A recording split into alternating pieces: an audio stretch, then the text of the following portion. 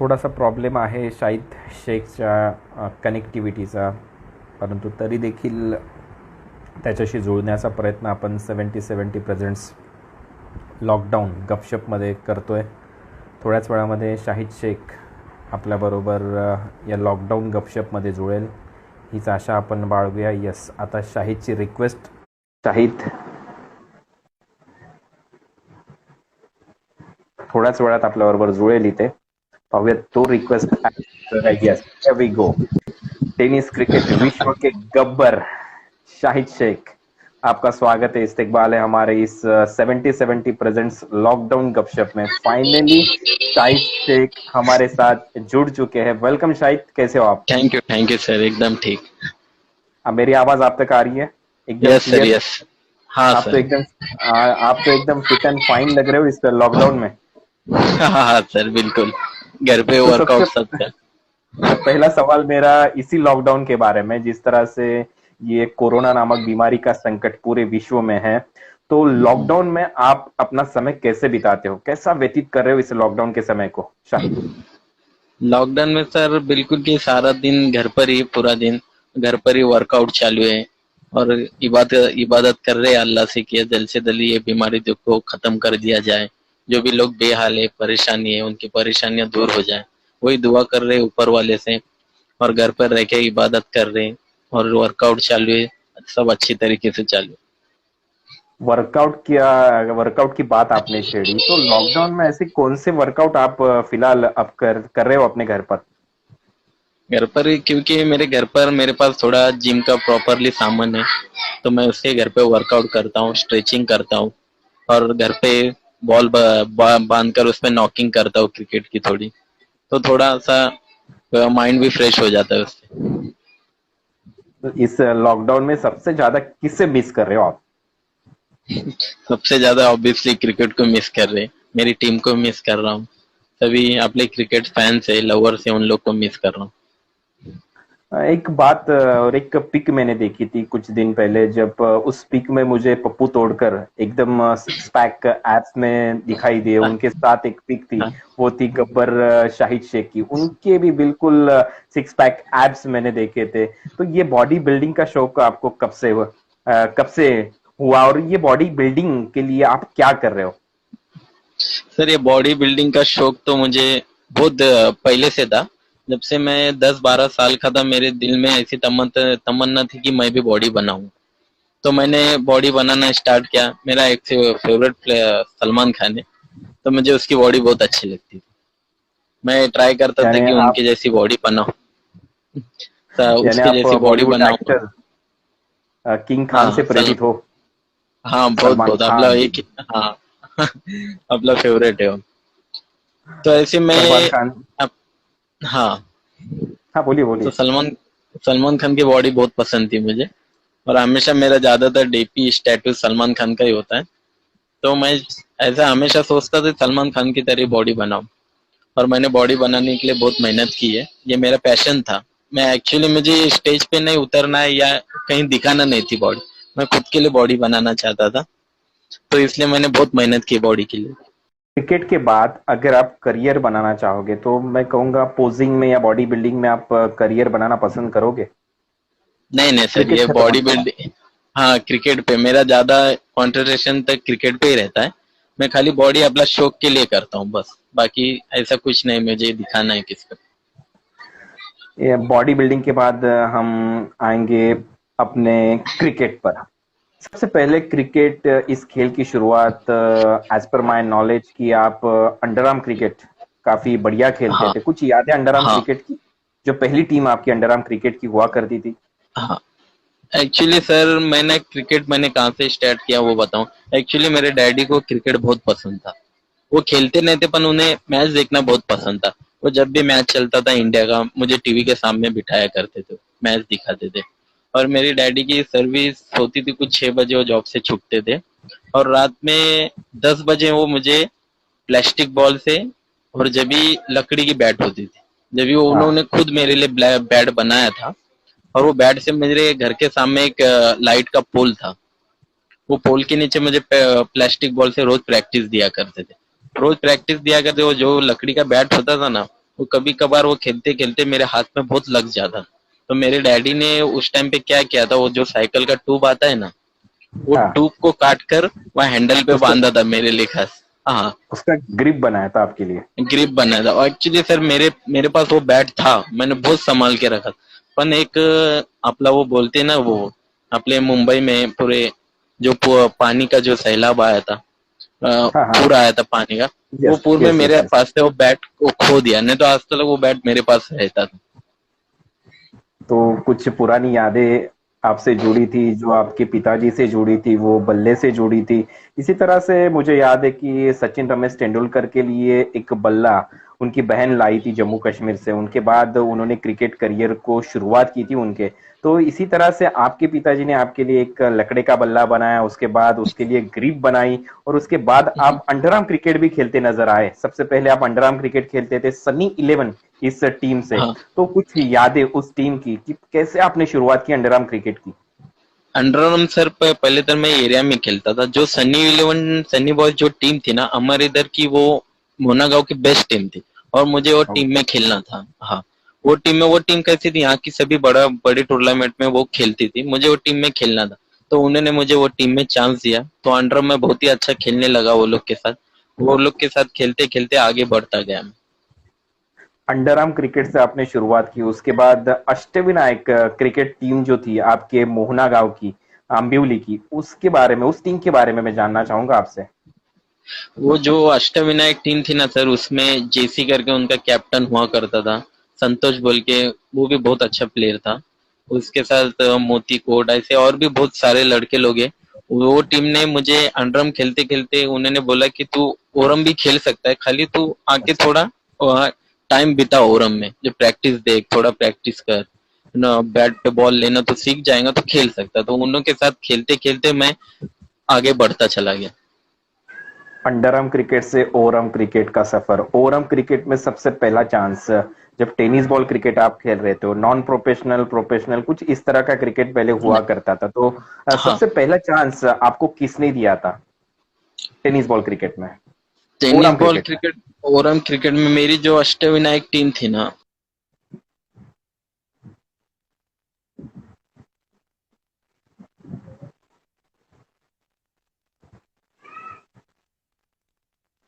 Facing some internet issue. Yes, फिर से एक बार जुड़ गए हमारे साथ, ऐसा है। यस, वेलकम शाही, वेलकम बोलिए। सर। एक शहर में एक टूर्नामेंट था वो टाइम पे, अच्छा टूर्नामेंट था, और वो टाइम पे ना मैं मेरे अष्टविनायक टीम से ही गया था। तो वो टाइम पे बहुत अच्छी अच्छी टीम थी, जो त्रिशूल टीम थी, जो उस टाइम के 5-6 प्लेयर थे वो त्रिशूल टीम के, उनकी भी टीम थी। उनके अगेंस्ट हमारा मैच था, 2 ओवर का मैच था कुछ। 2 ओवर में मैंने उन लोग ओके। को, उस टीम को 45 रन किए थे 2 ओवर में। उस टाइम पे मैं बॉलिंग भी डालता था, थोड़ा जर्क बॉलिंग थी मेरी, पर मैं बॉलिंग करता था वो टाइम। तो 2 ओवर में 45 रन किए थे मैंने। उसी टाइम पे वो टूर्नामेंट में चंद्रा सर की टीम थी, जय की टीम थी। वो टीम के सामने मैंने बहुत अच्छा परफॉर्मेंस किया था त्रिशूल के सामने। यानी वो यादें आपकी आज तक जुड़ी हुई है त्रिशूल हाँ, टीम के अगेंस्ट। आपने, मुझे लगता है, 10 गेंदों में शायद 45 रन बनाए थे, हाँ, और 45 रन मुकाबले को जीत में जीत लिया तब्दील किया था अपने टीम के लिए। था। उसके बाद यस, जय पवार के साथ आप जुड़े थे, जय पवार के हाँ, साथ, उस टीम के साथ आपने क्रिकेट खेला, जय पवार हाँ। के टीम से आपने क्रिकेट खेला। उनकी कुछ यादें आपके इस प्रोग्राम के जय माध्यम से। जय पवार को ना सर, कल्याण से मैं तो बोलता जय पवार को अवार्ड मिलना चाहिए, क्योंकि कल्याण में उसने, ओह, जय पवार नहीं, हाँ जरूर मिलना चाहिए, क्योंकि कल्याण में उसने बहुत सारे प्लेयर तैयार किए, और बहुत सारे प्लेयर उसके थ्रू से बहुत आगे भी गए, अच्छे अच्छे टीम में अभी भी खेल रहे। उसने बहुत प्लेयर तैयार किए। एक्चुअली वो अंपायर बन गया इसलिए उसकी टीम बंद हो गई, अगर उस वो जय होता तो उसकी टीम आज भी होती थी और प्रोफेशनल बड़ी टीम बन जाती थी। यानी अगर जय अंपायर नहीं होते तो आज तक जय 11 कल्याण ये team Maharashtra tennis ball cricket में खेलती नजर आती थी हमें।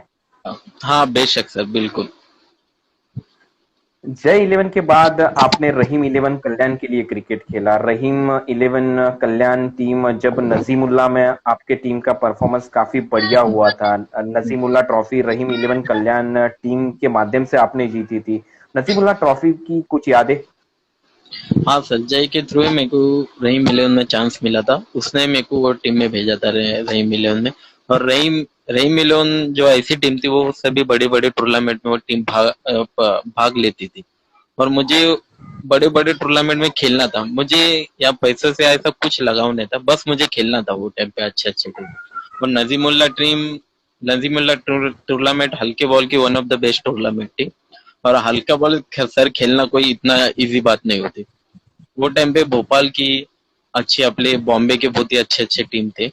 जैसे प्रोफेशनल टीम में चंद्रा सर की टीम हो गई, और लॉयड की टीम हो गई, सब एसपी हो गई, सब अच्छे अच्छे टीम थे। उनके अगेंस्ट बोलना, एक गांव के लड़के ने जाके परफॉर्मेंस करना बोले तो बहुत बड़ी बात थी। और वो परफॉर्मेंस करके बैट्समैन लेना हल्के बॉल के ऊपर, ये तो बहुत ही अच्छी, बहुत बड़ी बात थी मेरे लिए।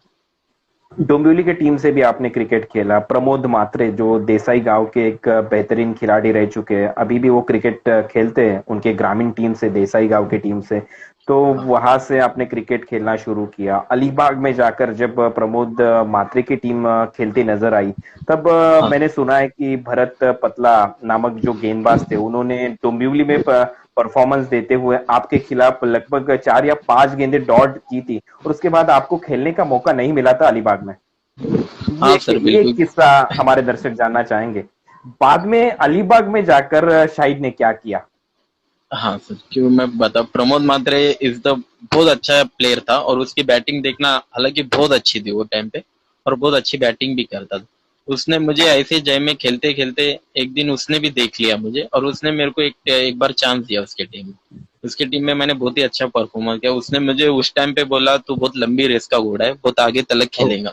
हाँ, उसने उसने पहले ये जबान, वो ये बात मुझे बोल दिया, वो बात मैंने कैच कर ली उसके। मैं बोला हाँ, मैं बिल्कुल खेलूंगा। उसने मुझे अच्छे अच्छे टूर्नामेंट में, बहुत अच्छे अच्छे टूर्नामेंट में चांस दिया। और रतन बुआ में मुझे फर्स्ट टाइम उसने ही चांस दिया, प्रमोद ने। उसकी टीम में खेला मैं प्रमोद के। और वो टाइम पे रतन बुआ ने 5 ओवर में 50 चेस करना था। और वो कुछ 12 बॉल 20 या 18 का मैच था। और उस टाइम पे मुझे भरत पतला ने कंटिन्यू 4 बॉल डॉट डाली थी, हम वो मैच हार गए थे। हाँ, हम वो मैच हार गए थे। तो ऐसे नेक्स्ट वीक में अलीबाग में और एक टूर्नामेंट था, मैं प्रमोद मात्रे की टीम में ही खेलने गया था वहां पर। तो हमारा मैच लगा वापस से फिर से भरत पतला, एक्चुअली लॉयड की टीम के साथ। लॉयड की टीम के लॉयड, साथ। हाँ, लॉयड की टीम के साथ। उन्हें वो प्रमोद मात्रे ने देखा, उनके टीम में भरत पतला भी बॉलर है और मैं ओपनिंग ही करता था, तो प्रमोद मात्रे ने मुझे बाहर बिठा दिया वो मैच में। तो मैं बोला ठीक है, कोई बात नहीं, मैं भी बाहर बैठा। तो उनका मैच चालू हो गया, तो भरत पतला बॉलिंग कर रहा था। मैं ऐसी विकेट के स्टंप के पीछे गया वहां बाउंड्री लाइन के बाहर, तो भरत पतले की बॉलिंग रीड कर रहा था कि भरत पतला एक्चुअली क्या बॉलिंग करता है। भरत पतले मैंने देखा कि सिर्फ ऑफ ब्रेक ही डालता है, तो मैंने वो ओके। रीड कर लिया था। और प्रमोद म्हात्रे की टीम उससे लॉयड से हार गई, भरत पतले की टीम से। भरत पतले की टीम से हार गए, तो मैं बोला चलो ठीक है, अभी तो कुछ नहीं, घर पे जाना पड़ेगा अपने को। तो उतने में हम्म। बीच में मुझे मनोज विचारे और अख्तर शेख, ये दोनों ने देख ओके। लिया। हाँ, क्योंकि अख्तर शेख मेरे को वो टाइम पे थोड़ा थोड़ा जानता था, इतना ने। उसने मेरे को देख लिया, और मनोज, उन्होंने मेरे को अप्रोच किया, तो हमारे में खेलेंगे। मैं बोला हाँ सर, खेलूंगा। मैंने उनका फिर हमारा मैच वापस से, वो लोग का मैच भरत पतला लोग से था, सेकंड राउंड। तो ओके। मुझे वो लोग ने ओपनिंग को भेजा भरत पतला के सामने। भरत पतला ही बॉलिंग था, मेरे दिल में तो बहुत डर था, फिर से भरत पतला है। फिर से बहुत आपके बहुत सामने डरा आए। हुआ, हाँ हाँ, फिर से भरत पतला है, बहुत डरा हुआ था। अब बोले करना क्या, अब इन्होंने इतना भरोसा करके मुझे खिलाया है और बैटिंग को भेजा, तो अब परफॉर्मेंस तो देना पड़। वही दम से वो भी, मैं उतरा।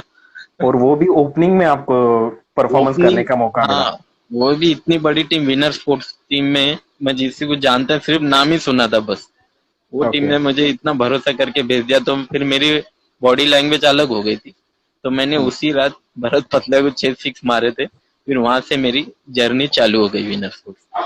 यानी पहली बार जब भरत पतला ने आपके सामने 5 या 4 गेंदें लगभग डॉट की थी रतन बुआ पाटिल ट्रॉफी में, उसके बाद हाँ उसका बदला, उस हार का बदला शाहिद ने विनर स्पोर्ट्स से खेलते हुए पहली बार भरत पतला के अगेंस्ट 6 गेंदों में 6 छक्के लगा कर लिया।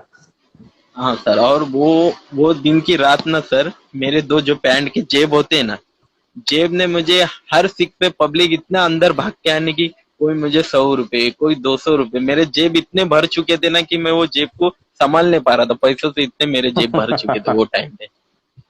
और जब मैंने वो अगर प्राइज अगर मनी पहले घर, अगर पहले वो पता जब होता तो मैंने, मैं कहूंगा कि एक बड़ी जेब सिला लेते आप अपने पैंट के लिए। हाँ, और वो मैच के बाद जब भी मैंने वो प्राइज मनी निकाली मेरे जेब से, मेरे जेब में 13,000 रुपए जमे थे वो टाइम पे। ओहो। हाँ एक एक इंटरेस्टिंग किस्सा आपने हमारे साथ शेयर किया। उसके बाद हाँ जब आप पहली बार विनर स्पोर्ट्स में खेले, अलीबाग का वो टूर्नामेंट, भरत पतला के अगेंस्ट 6 गेंदों में 6 छक्के, और पहली बार महाराष्ट्र टेनिस बॉल क्रिकेट में शाहिद इस नाम की दहशत सबको देखने में नजर आई कि शाहिद एक ऐसा बल्लेबाज है जो कुछ भी कर सकता है। और विनर स्पोर्ट्स में खेलते आप, जब से आपने खेलना शुरू किया, जब आप अलीबाग अलीबाग में खेले, उसके बाद विनर स्पोर्ट्स आज तक आप विनर स्पोर्ट्स में खेले हो, कैसा था ये सफर? सर, विनर स्पोर्ट्स में खेलने से ना, विनर स्पोर्ट्स एक टीम हमारी फैमिली है, हमारा ग्रुप भी जो बना है विनर्स फैमिली करके ग्रुप है। ये ओके। फैमिली इतनी मजबूत बनी है, और ये अभी टूटना भी बहुत मुश्किल है। बहुत लोगों ने कोशिश की तोड़ने की हमारी टीम को, पर ये टूट नहीं पाई, क्योंकि मैं, बंटी भाई, सुमित, मनोज विचारे, साजिद लाला, हम लोग का बेस इतना मजबूत है, तो जिस चीज का भी बेस मजबूत हो उसे कोई तोड़ नहीं सकता, क्योंकि एग्जैक्ट हमने। एग्जैक्ट यही हाँ बात मैं करने वाला था, हाँ क्योंकि बहुत सारे फैंस जो ऑनलाइन है वो कुछ सवाल पूछ रहे कि जिस हम्म। तरह से आपने अभी जिक्र किया कि बहुत सारे लोगों ने आपकी टीम तोड़ने की कोशिश की, तो उन फैन के लिए आप क्या कहना चाहोगे कि किस तरह से सफर रहा, कैसी फैमिली बनी, विनर स्पोर्ट्स में आपका रोल क्या है, किस तरह से आप खेलते हो, किस तरह का क्लाइमेट रहता है आपके टीम में, क्या कहना चाहोगे? हमारे टीम में जो ज्यादातर हमारी टीम में मीटिंग बहुत होती है। हमारे बंटी भाई इतनी मीटिंग लेते हैं कि कोई प्लेयर, यंगस्टर को ऐसा लगना नहीं चाहिए कि ये हमसे दूर खड़े रहे, प्रोफेशनल प्लेयर के नजदीक न आए, ऐसा हम पहले लगने नहीं देते। सारे प्लेयर को साथ लेके मीटिंग करते। और हमारी टीम की एक खासियत है, हम यंगस्टर प्लेयर को ज्यादा प्रमोट करते हैं, क्योंकि वो हमें ज्यादा लंबे तलक हमें सपोर्ट करे, टीम के साथ रहे, और उसका भी खुद का नाम बना सके। हमने वैसा ही किया, आज तक बहुत बहुत प्लेयर तैयार किए हमने भी, और वो आज तक हर किसी टीम में खेल रहे हैं। शायद हमारे साथ भी नहीं खेल रहे हो, खुद के लिए तो खेल रहे हो, हमारे साथ ना खेल रहे हो। हमने वो नाम बनाया सबके लिए, बस हम वही चाहते थे। हमारे टीम पे लोग तो सर अच्छा भी करो तो बोलेंगे, और बुरा भी तो करो बोलेंगे, इसलिए सही वो बात। उस पे, हाँ, उस पे ध्यान नहीं देना चाहिए। अपना जो ग्राउंड में उतरते तो आप क्रिकेट ही खेलो मेरे हिसाब से, बाकी आप कुछ ध्यान मत दो। और बंटी भाई का बहुत ज्यादा सपोर्ट है टीम के लिए, वो हमेशा टीम को साथ लेके चलते हैं। विनर स्पोर्ट्स में आप खेले, विनर स्पोर्ट्स से जुड़ी काफी यादें आपके साथ है, लेकिन मैं तो जाऊंगा मैन ऑफ द सीरीज की ओर। पहला मैन ऑफ द सीरीज, पहला बाइक आपको कहाँ मिला था? पहला बाइक मेरे करियर का सर मेरे को कल्याण में मिला था।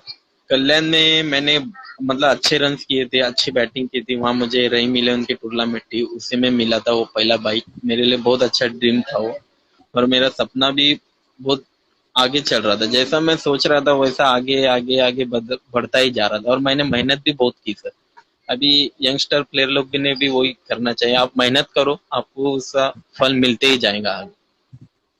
पहला बाइक आपको कल्याण में मिला, दूसरा बाइक आपको सांगेम प्रीमियर लीग हाँ गोवा में मिला। गोवा से हाँ जुड़ी काफी बेहतरीन यादें आपकी है, और कहते हैं कि माँ की दुआ हमेशा काम आती है। तो गोवा से जुड़ी माँ की वो दुआ और वो यादें हमारे दर्शकों हाँ के लिए, कि एक कनेक्शन है गोवा के टूर्नामेंट और आपका, 46 रनों का। तो ये हाँ हाँ। 46 रनों की पहली क्या है, ये हमारे दर्शक जानना चाहते हैं आपसे। एक्चुअली गोवा का टूर्नामेंट मेरे लिए बहुत ही अच्छा था। 46 रनों का ऐसा ना सर, मेरे से 50 रन जल्दी बनते ही नहीं। मैं जब भी आउट होता है ओके। 46, 45, 48 ऐसे भी आउट होता है, मेरे से 50 रन कभी बनते ही नहीं। मेरी टीम वाली भी बोलती है मैं कभी 50 नहीं बना क्या है ना, तो 50 क्यों नहीं बना। मैं यही बोलता, मेरे से 50 रन बनते ही नहीं, 46 यही बनते रहे, यही राज है उसका। जब पहली बार आप गोवा में गए थे सांगेम प्रीमियर लीग, मुझे लगता है आप उमर 11 टीम से खेले थे। हाँ पहले मैच में 46, दूसरे मैच में हाँ 46, तीसरे मैच में 0, उसके बाद वाले मैच में भी 46, और उसके बाद हाँ आपको मैन ऑफ द सीरीज वहां पर मिली थी। और मुझे लगता है कि आपने शायद तभी माँ माँ को कॉल किया था। हाँ तो तब हाँ सर। आपकी अम्मी ने आपको क्या कहा था? क्योंकि उस टाइम पे मैं लांजा का टूर्नामेंट एक्चुअली खेलने गया था। मैं घर से बहुत दूर, मतलब ज्यादा टाइम बाहर रहा था, 4 से 5 दिन बाहर रहा था। मम्मी का कॉल आया था, कैसा चल रहा है क्या है। मैं बोला ठीक है, परफॉर्मेंस हुआ क्या नहीं। मैं बोला इतना खास नहीं, कुछ नहीं। तो फिर आगे क्या सोचा है, मैं बोला अभी घर पर आऊंगा मैं। तो घर पर आऊंगा, हाँ घर पर आऊंगा। मैं गोवा जाने वाला नहीं था, मैं बोला घर पर आऊंगा अभी मैं, थोड़ा फ्रस्ट्रेशन में हूँ। तो उन्होंने बोला ठीक है चलेगा। तो फिर उतने में कॉल आ गया मेरे को हकीम भाई का कि बोलते हैं गोवा में हमारी एंट्री आ पाओगे क्या खेलने।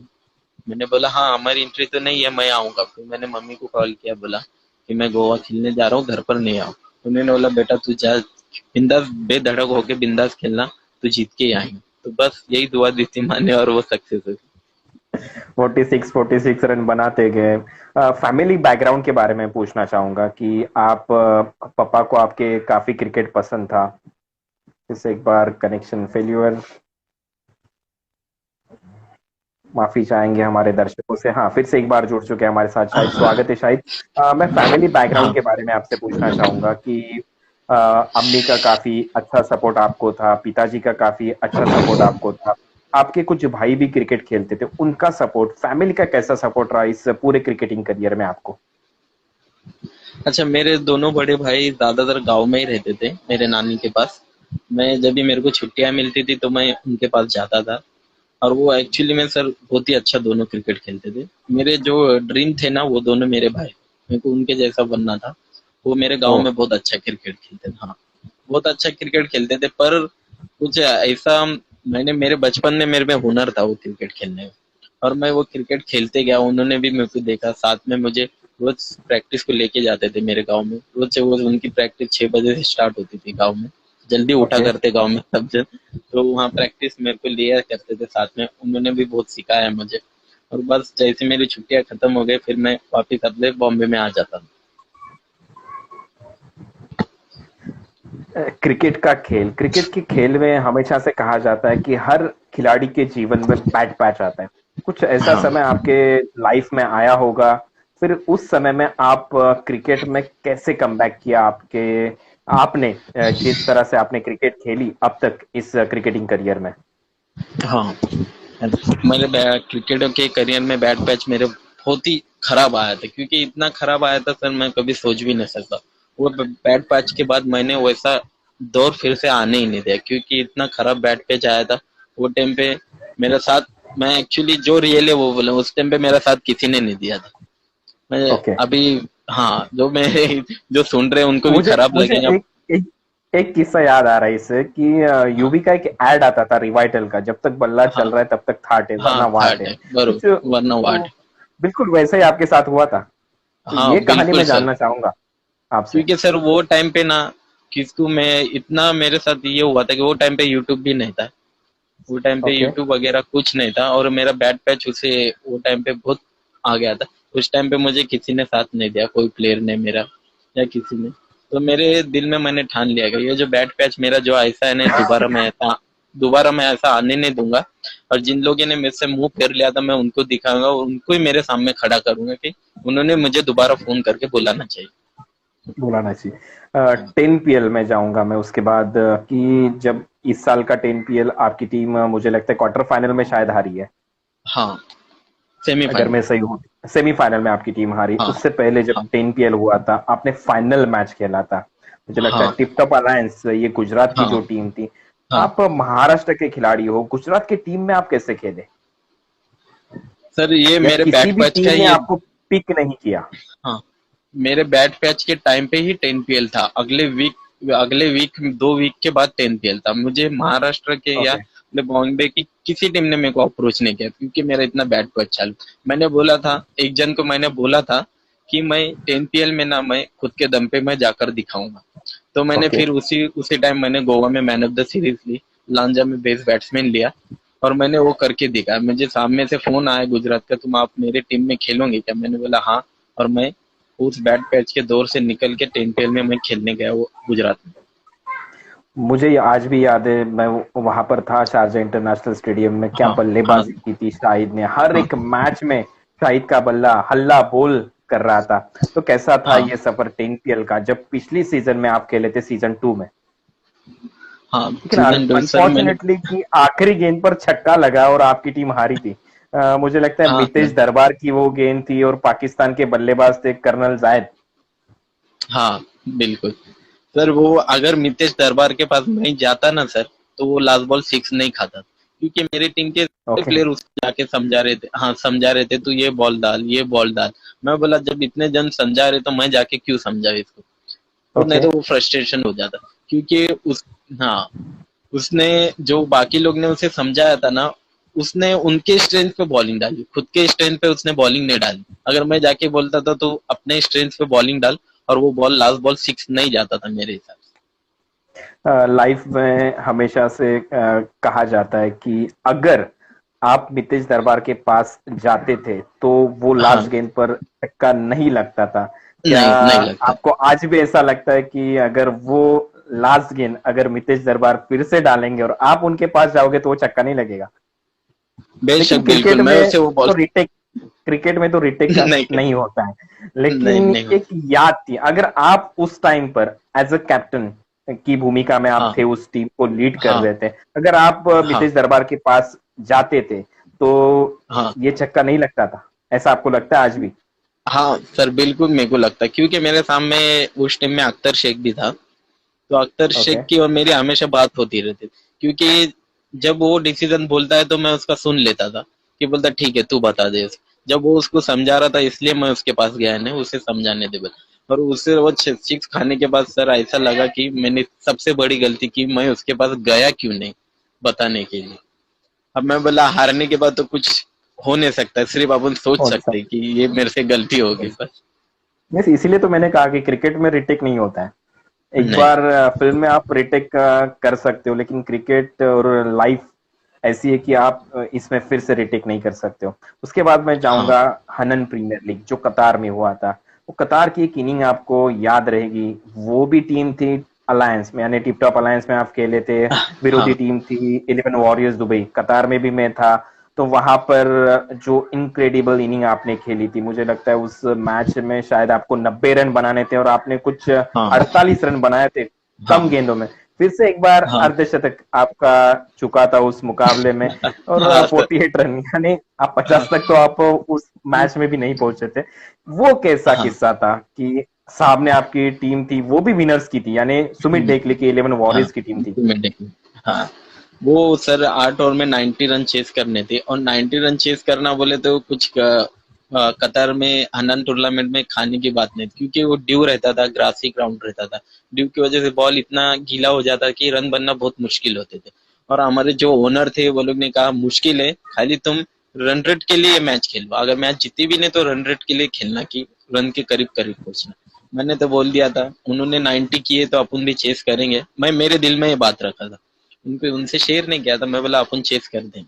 तो मैंने वही दम से खेला, 90 रन जो चेस करने थे, मैं कम बॉल में 48 रन बनाए, टीम को उसका बहुत ही अच्छा उपाय हुआ, और हमने वो 90 रन चेस कर दिए।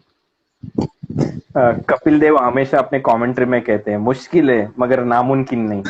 हाँ तो मुश्किल तो जरूर था वो टारगेट, लेकिन नामुमकिन नहीं था। उस तरह से आपने खेला था उस मुकाबले में, 48 रन बनाए थे शाहिद ने। हाँ सर, बिल्कुल 90 रन बोले तो चेस करना बहुत बड़ी बात है। मैंने 48 रन बना दिया वो मैच में, तो मेरा कॉन्फिडेंस हाई था, क्योंकि मैंने अभी अभी जो ठान के आया था मैं अपना परफॉर्मेंस 100% दूंगा। तो मैंने वही किया, 48 रन का रन चेस में 48 रन, आधे रन मैंने बनाए, टीम तो बाकी बना ही लेंगी, और वैसा ही हो गया। चलो तो फिर अभी हम चलते हैं इस साल की 10 PL जो शारजा इंटरनेशनल स्टेडियम में हुई। आरिफ खान सर जो 10 PL के करता धरता है, उन्होंने 10 PL सीजन 3 आपके सामने शारजा इंटरनेशनल स्टेडियम में लाए।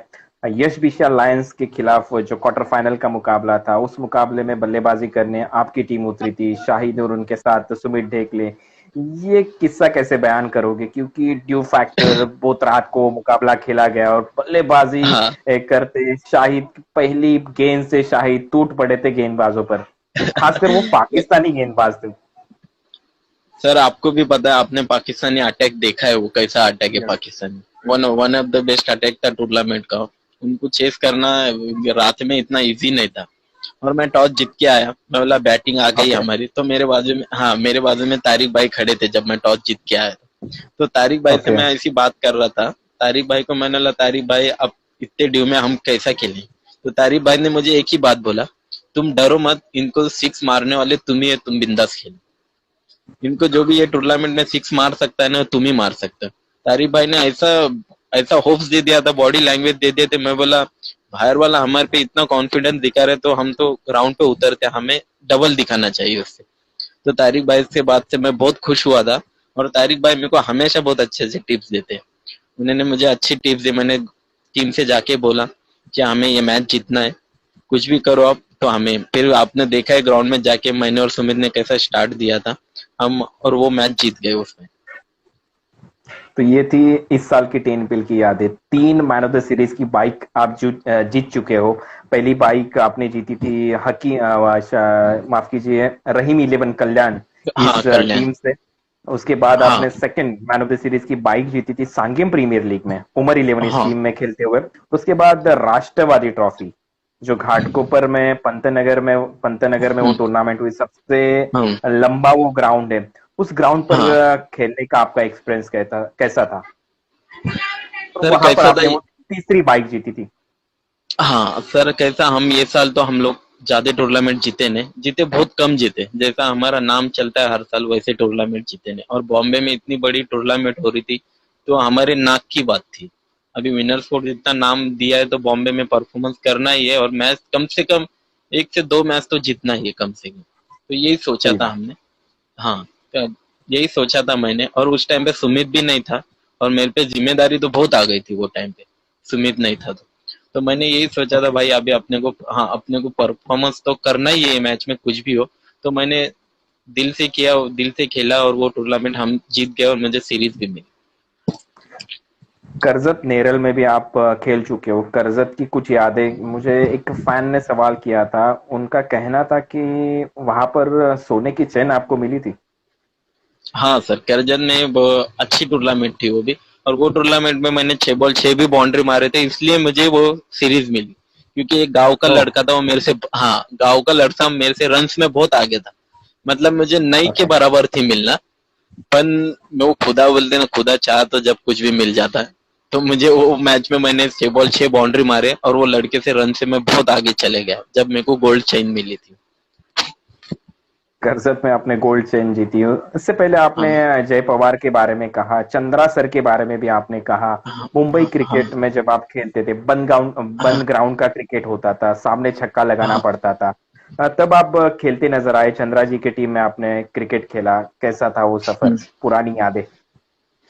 सर चंद्रा सर एक ऐसे क्रिकेटर थे ना, उनका दिमाग लोमड़ी जैसा था एकदम। मतलब लोमड़ी, चालाक, एकदम बहुत चालाक थे वो चालाक। ग्राउंड पे।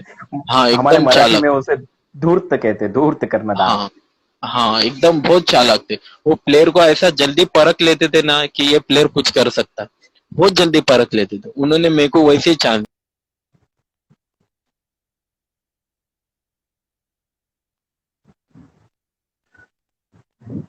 पुन्हा एकदा थोडासा इंटरनेट इश्यू, पुन्हा एकदा हा सॉल्व होईल हीच अपेक्षा, आणि पुन्हा एकदा शाहिद आलाय। यस, चंद्रा सर के बारे में हम यहाँ पर चर्चा कर रहे थे, शाहिद। चंद्रा सर ने मुझे, चंद्रा सर का दिमाग तो बहुत चालाक था। वो इतने चालाक थे ना, प्लेयर को बहुत जल्दी परख लेते थे।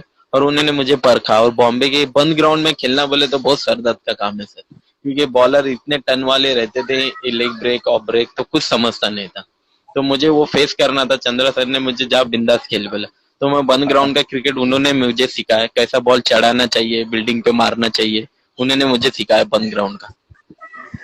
शाहिद, काफी हद तक क्रिकेट में बदलाव हो चुके हैं, क्योंकि पहले क्रिकेट में काफी कम पैसे मिलते थे। हाँ मैंने हाँ जब श्रेयस तेंदुलकर से पूछा था, उन्होंने कहा था मैंने 20 रुपए से क्रिकेट स्टार्ट किया था, हाँ। आज मैं लगभग 20 लाख की प्रतियोगिता खेल रहा हूँ। तो इस बदलाव के बारे में आप क्या कहना चाहोगे? आपने कैसे शुरुआत की थी, कैसे आज 20 लाख की प्रतियोगिता, उस प्रतियोगिता में आप फाइनल मैच खेले थे, इस साल आप सेमीफाइनल खेले थे, कैसा था ये सफर हाँ टेनिस क्रिकेट विश्व का?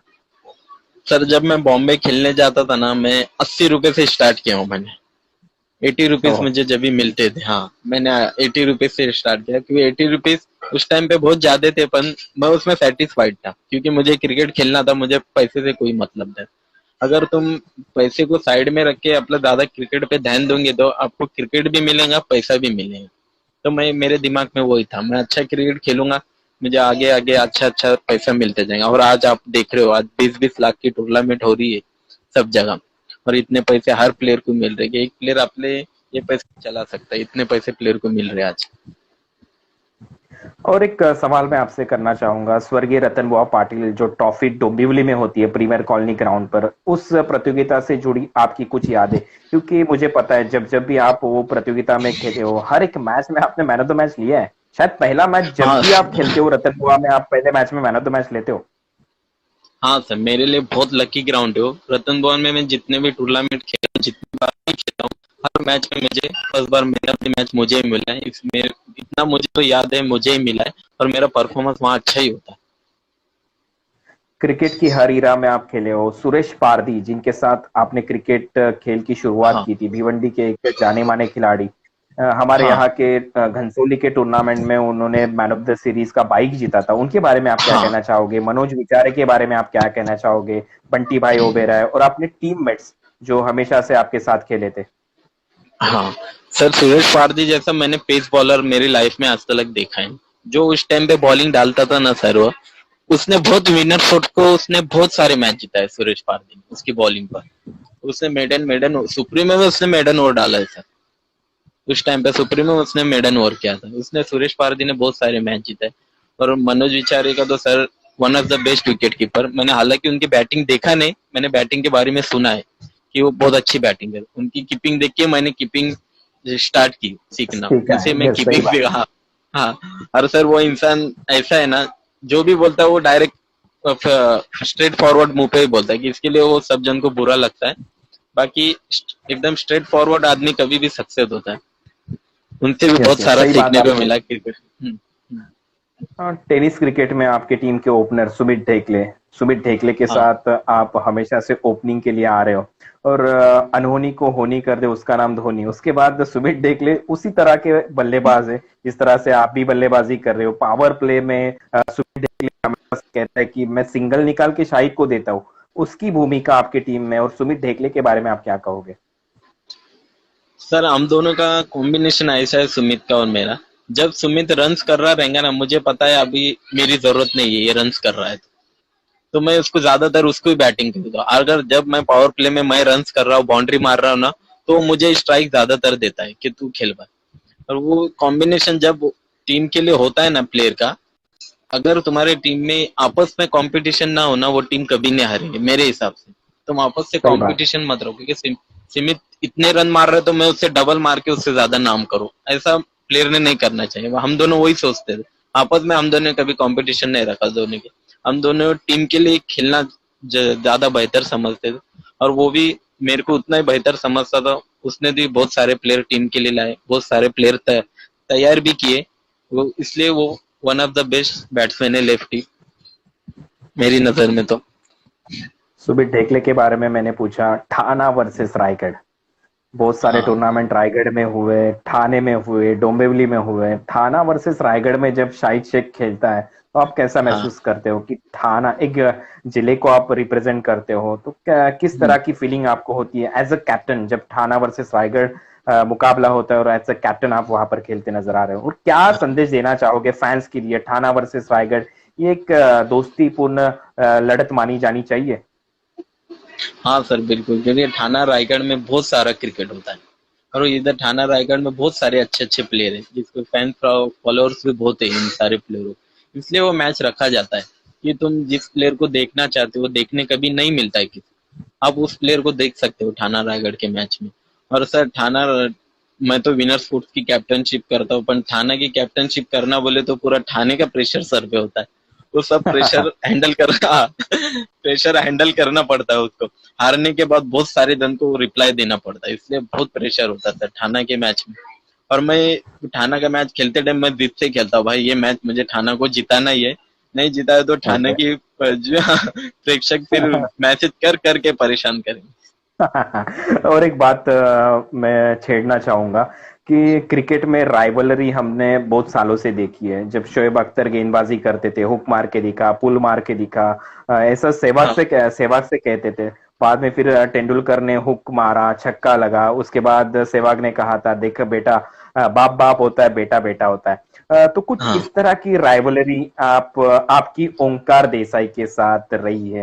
तो उसके बारे में क्या कहोगे? ओमकार हमेशा आपको चिढ़ाता है, उसके बाद आप जिस तरह हाँ से खेलते हो। एक एक सवाल है मेरा, एक दर्शक का हाँ सवाल है। उस सवाल हाँ। का जवाब मैं जानना चाहूंगा आपसे। ओमकार और शाहिद की राइवलरी। हम्म।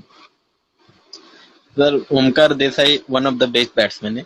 मेरा भी फेवरेट बैट्समैन है वो। हमारे टीम में अक्सर उसकी बात होती है। वो क्रिकेटिंग थ्रू ओके से बहुत अच्छा प्लेयर है। हाँ, जो ग्राउंड ओके। पे जो हरकतें करता है ना, वो हरकतें उतनी तो स्लेजिंग चलती ही है ग्राउंड पे, वो होना भी चाहिए मेरे हिसाब से। तो मुझे हम भी ये दोनों लगता जब है भी कि इट्स जब अ पार्ट ऑफ गेम। हाँ पार्ट ऑफ गेम है वो, कोई भी कर यस। सकता है वो, हम भी करते हैं। तो ओमकार कुछ ज्यादा ही करता है वो, मुझे कुछ ज्यादा करने का, क्योंकि क्योंकि वो टीम में मैं नया था कि मैं इसको बोलूंगा तो ये दब जाएगा, पर उसको पता नहीं था मैं भी दबने वाले में से नहीं हूँ। तो मुझे ओके। दबाए जब हाँ जब मुझे चिढ़ाता था मैं उसकी टीम को खुद धोता था। जब मुझे चिढ़ा हर टाइम धोया, फिर उसने मुझे चिढ़ाना बंद ही कर दिया आगे से, उसको पता है अगर चिढ़ाया तो ये मेरी टीम को बहुत धोएगा। यानी एक राइवलरी काफी अच्छी है। आपको टेनिस हाँ क्रिकेट विश्व में नाम गिरा गब्बर, और उसके बाद हाँ गब्बर का बैट भी आया, तो कैसा फील कर रहे हो आप कि एक आपका नाम गिरा, उसके बाद वो ब्रांड बन गया है? हाँ हाँ ये कैसी गब्बर फीलिंग नाम है आपके मुझे, लिए? हाँ गब्बर नाम मुझे शायद से वाशी में ही मिला था वो ओके। कौन सी वाश, हाँ वाशी में मिला था वो। उस टाइम पे आप ही कमेंट्री को थे शायद से वहां पर, आप थे, यस चंदू यस सर थे, हाँ अमित यस। बाबा थवल था। हाँ थवल ने, बाबा ने ही नाम दिया था, आपने वो अनाउंस किया था गब्बर नाम। यस तो वहां गब्बर। से वो यस। नाम, हाँ हाँ वो नाम वहां से तो चलता ही गया, फिर गब्बर नाम बैट मेरे नाम से लॉन्च हुआ। कि मेरे लिए तो बहुत बड़ी बात थी वो बैट लॉन्च होना मेरे नाम से। और आप एक सीरीज लेते हो, दो सीरीज लेते हो, उसे भूल जाते हो, पर ये जो यस। क्षण रहते हैं, हाँ ये आप भुला नहीं सकते हो कि आपको आपके बैट से लॉन्च हुआ था। तो ये क्षण मेरे लिए बहुत बड़ा था, गब्बर नाम से बैट लॉन्च होना, और ये नाम को मैं आगे चलाते रहूंगा और बैट भी चलते रहेंगे आगे। बहुत सारे फैन आपको पूछ रहे हैं अक्को और आपके रिलेशन कैसे थे? अख्तर शेख के साथ आपने कई सालों तक क्रिकेट खेला, उनके साथ जुड़ी यादें। हाँ अक्कू के साथ सर मेरे रिलेशन बहुत अच्छे थे। मेरा वो एक्चुअली वो मुझे वो छोटा भाई मानता था, मैं उसे बड़ा भाई मानता था, हमारे में ऐसी कुछ बात नहीं थी। अब वो क्यों हो गया वो कुछ बोल नहीं सकते, अब टीम से अलग हो गया तो फिर भी हमारे रिलेशन ऐसे ही है। पर सर कैसा था, वो टीम में कुछ मिसअंडरस्टैंडिंग हो जाती है कभी कभी, इस वजह से वो टीम में आज नहीं है, आज आज नहीं है तो कल वापिस आ ही जाएगा, हम फिर से साथ में एक बार दिखेंगे। वो फैंस लोग की यही तमन्ना है कि हम साथ में खेले। और वो सही। अक्कू ऐसा, ना अक्कू भी अपने से जूनियर लोग को वो बहुत अच्छा सिखाता है, वो भी बहुत बहुत क्रिकेट बहुत अच्छे से खेल चुका है, वो भी बहुत ही अच्छा प्लेयर लोग को गाइड करता है। जब 13 साल का था तब से टेनिस बॉल क्रिकेट खेल रहे हैं Akku, one of the legend खिलाड़ी है अक्कू।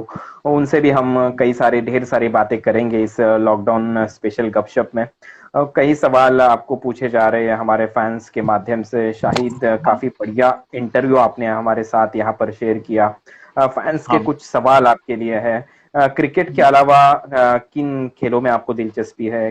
स्पोर्ट्स में अगर देखा जाए तो स्कूल डेज में आपने कई सारे स्पोर्ट्स खेले होंगे, हाँ तो कुछ हम्म, ऐसी यादें जो क्रिकेट से अलावा जुड़ी है स्पोर्ट्स से? हाँ स्कूल डेज में मैं रनिंग में बहुत अच्छा था, रनिंग बहुत करता था मैं। बैडमिंटन में बहुत अच्छा खेलता था, जैसे कबड्डी होती है, खो खो होती है, तो हर उस गेम में मैं आगे था स्पोर्ट्स में। ऐसा मुझे लगता कि मैं स्पोर्ट्स के लिए तैयार हो गया हूँ, मुझे ऐसा लगता था। अभी भी आप क्रिकेट खेल रहे हो, ऐसा कौन सा सपना है कि ये टूर्नामेंट मुझे खेलना है? अभी मेरा सपना एक ही बचा है कि इंडोर में जो क्रिकेट होता है ना, इंडोर क्रिकेट करके, वो टूर्नामेंट मैंने खेला नहीं है, वो मुझे खेलना है।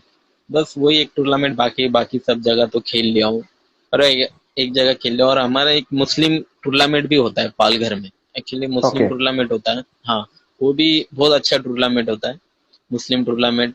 गए साल मैं खेलने नहीं गया था, वहाँ के फैंस लोग बहुत नाराज हो गए थे। अगले साल कोशिश ओके। करूंगा वो मुस्लिम मुस्लिम टूर्नामेंट खेलने जाऊंगा। यानी आपको अभी इसके बाद इंडोर क्रिकेट खेलना है केरल में जाके, और वो मुस्लिम प्रीमियर लीग हाँ जो पालघर में होता है वो खेलना है। हाँ लेकिन मैंने हमेशा से देखा है कि Shahid Shaikh rubber ball cricket जब खेलने आते हैं तब थोड़े से हाँ लड़खड़ा से जाते हैं। लेकिन जब शाहिद रबर बॉल क्रिकेट खेलने आए तो भटवाड़ी में क्या परफॉर्मेंस दिया था शाहिद ने, पहले ही मैच में मैन ऑफ द मैच का खिताब जीता था। हाँ तो बिल्कुल। इसके बाद अब लॉकडाउन के बाद मैं तो कहूंगा बारिश होगी, बारिश के बाद अपना रबर बॉल क्रिकेट शुरू होगा, तो उसके लिए कुछ हाँ तैयारी अभी से शाहिद शेख कर रहे हैं? हाँ सर बिल्कुल, घर पे तो नॉकिंग चलती ही रहती है घर पे। और जैसा थोड़ा लॉकडाउन खत्म हो जाएगा तो फिर यहाँ पे हमारे इधर तो ग्राउंडों की कमी नहीं है, ग्राउंड्स बहुत है, तो मैं ओके। यहाँ से चला जाऊंगा रबर बॉल्स की थोड़ी प्रैक्टिस करने, बस वही है। अब मैंने अभी भी जिक्र किया था कि शाहिद शेख के कदम थोड़े से लड़खड़ा जाते हैं रबर बॉल क्रिकेट में, लेकिन इस बार क्या शाहिद शेख उसी अंदाज से बल्लेबाजी करते नजर आएंगे कि शेर की झलक सबसे अलग फिर से एक बार नजर आएगी? हाँ बिल्कुल सर, क्योंकि बारिश में ज्यादातर मैं बॉडी बनाता हूँ, इसलिए मेरे को लोग कहते तू खेल नहीं पाएगा ओके। और तू बॉल को, हाँ, बॉल को तो रीड नहीं कर पाएगा। मैं बोला ठीक है चलो देखते हैं ग्राउंड पे। और इस साल मैंने वो दिखाया, बॉडी बना के भी मैं खेल सकता हूँ। वो साल, ये साल मैंने दिखाया सबको, इसलिए सबके मतलब मुझे वर्ड्स बोलना वो बंद हो गए। कोई मुझे बोलता नहीं कि बॉडी बना के तू खेल नहीं सकता। तो एक क्या संदेश देना चाहोगे जो फैंस आपको अभी सुन रहे, बॉडी बिल्डिंग किस तरह से डाइट प्लान होना जरूरी है? थोड़ा सा इंटरनेट कनेक्टिविटी का प्रॉब्लम, फिर से एक बार शायद शेख हमारे साथ जुड़ेंगे।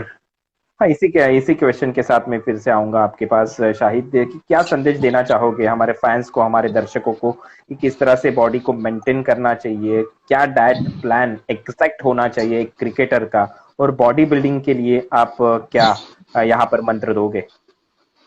सर कैसा, आप बॉडी बिल्डिंग क्रिकेट खेलना तो आप कर सकते हो, ऐसा कुछ नहीं। आपने जब बॉडी आपने बनाई है तो आपको जरूर है क्रिकेट की फिटनेस करना, स्ट्रेचिंग करना, रनिंग करना और प्रॉपरली जो डाइट करना। ऐसा नहीं कि आपका पेट बाहर आ जाए और आप बोल रहे हैं मुझे क्रिकेट भी खेलना है, तो ये नहीं सर।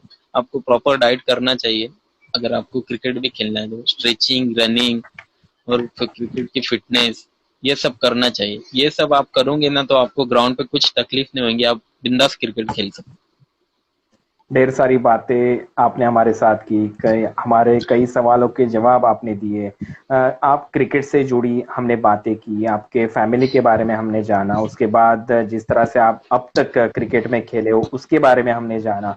लेकिन जिस तरह से संपूर्ण विश्व पर ये कोरोना नामक संकट आ चुका है, उसके बारे में आप हमारे फैंस को क्या संदेश देना चाहोगे? क्योंकि अब ये लड़ाई हम घर में रहकर ही जीत सकते हैं। तो क्या कहना चाहोगे शाहिद जी इस संकट के बारे में, और उसके लिए आप अपने फैंस को क्या संदेश देना चाहोगे?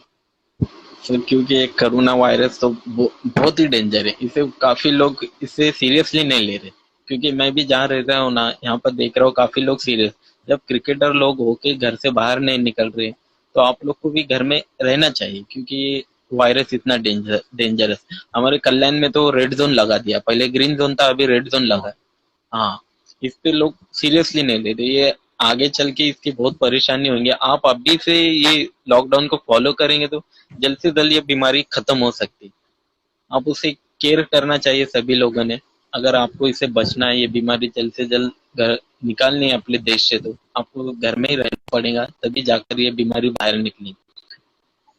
अच्छा डाइट प्लान होना भी जरूरी है, इसके लिए आप ढेर सारे फ्रूट खाइए, उसके साथ ऑरेंज हाँ, जूस पिए, आंवले का जूस पिए। बिल्कुल बिल्कुल ये अच्छा बिल्कुल। संदेश आपके माध्यम से हम्म, आपने दिया। मैं भी कुछ संदेश हमारे फैंस को देना चाहूंगा, लेकिन एक कविता के माध्यम से। और हाँ कविता के बोल है शायद, मुझसे डरो ना, कल हाँ रात सपने में आया करो ना, उसे हाँ देख जो मैं डरा, तो वो मुस्कुरा के हाँ बोला, मुझसे तुम डरो ना।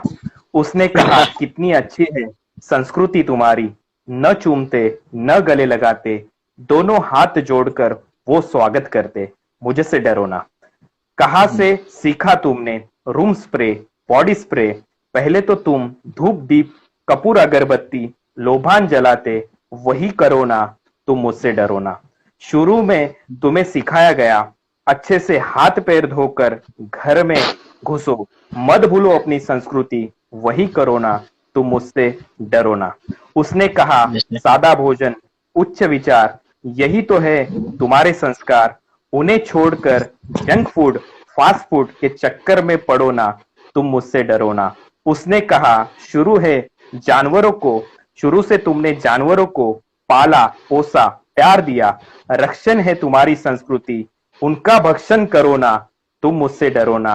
कल रात सपने में आया करो ना, बोला मुझसे तुम मुझसे डरो ना। ये संदेश मैं मेरे फैंस को देना चाहूंगा।